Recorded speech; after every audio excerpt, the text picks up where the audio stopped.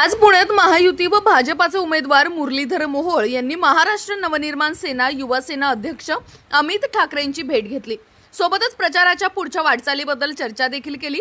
त्यानंतर पत्रकारांशी संवाद साधला। याच बातमीचा अधिकतर आढावा घेतलाय आमचे प्रतिनिधी शिवम देवकर यांनी। पाहूयात। या ठिकाणी आम्ही ठाकरे साहेब काँग्रेसचे संघटक आहेत आपल्या सर्व शाखाध्यक्षांपासून सर्व पदाधिकारी बोलतात आणि स्वतःहून येऊन सगळ्यांशी बोलून ज्याप्रमाणे आदरणीय राजसाहेब ठाकरेंनी महायुतीला पाठिंबा दिला आहे त्याच पद्धतीने आज पुणे शहराचे भाजपचे उमेदवार आदरणीय मुरलीधर मोहोळ या ठिकाणी आज अमित साहेबांना भेटायला आले आणि अमित साहेबांनी त्यांना एक कुंडी भेट देऊन त्या ठिकाणी स्वागत केलं आणि अमित साहेबांनी आमच्या बैठकीत सगळ्यांना सांगितलंय की आपले शहराध्यक्ष असतील उपशहराध्यक्ष असतील विभागाध्यक्ष ज्या पद्धतीने असतील त्यांना सन्मानाने या ठिकाणी वागणूक देऊन सन्मानाने हा आपल्याला सगळा प्रचार करायचा माहितीचा प्रचार करायचा त्यामुळे अमित साहेबांनी आज सगळ्यांची चर्चा केली आणि अमित साहेबांनी सांगितलंय की आपण या पुणे शहरामध्ये भारतीय जनता पार्टीचे उमेदवार निवड असेल त्यांचा प्रचार करायला हरकत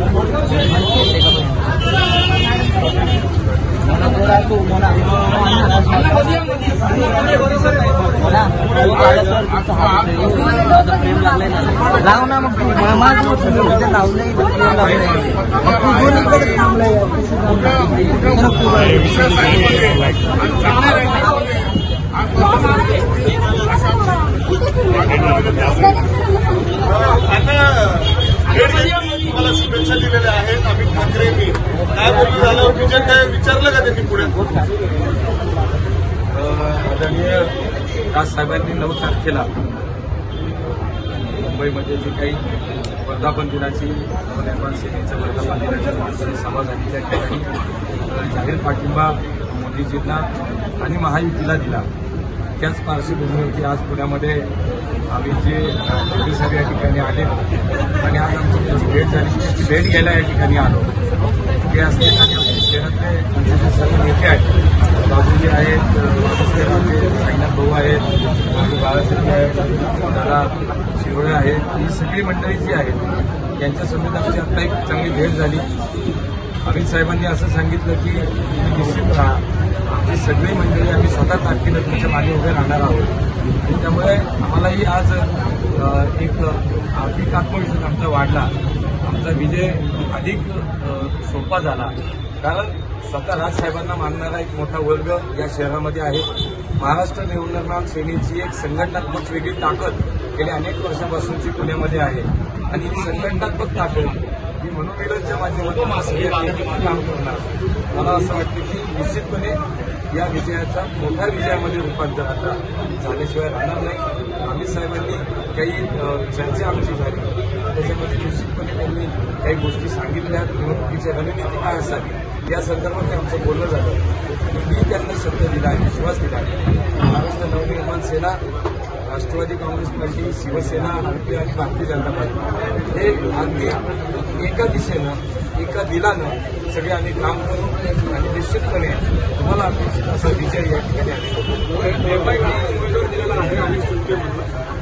आता माझी 3 नगरसेवकांना 14 नगरसेवकांची भर पडली कसं बघायला आता ते त्यांचा उमेदवार दिला आहे मला असं वाटलं काय की आता कायच्या पद्धतीने ते आता तिरंगीच्या वेळीच्या मला असं वाटतं की ती 4 उमेदवार झाले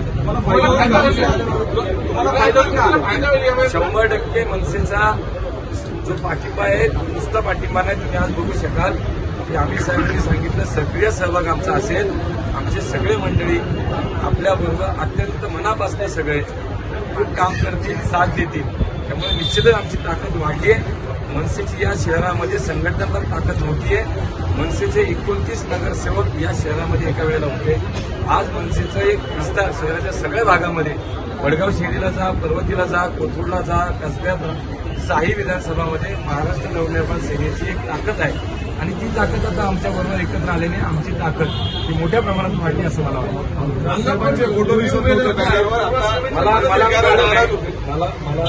नाही तुम्ही कुठले बॅनर बघितले तुम्ही आमचं जे पत्रक आहे म्हणजे आत्ताही मी तुम्हाला दाखवू शकतो त्या पत्रकामध्ये राजसाहेबांचं त्या दिवशी शेवटी कसं असेल त्यांची अधिकृत भूमिका जोपर्यंत होत नाही ते घेतल्यानंतर टाकलं चुकीचं आहे.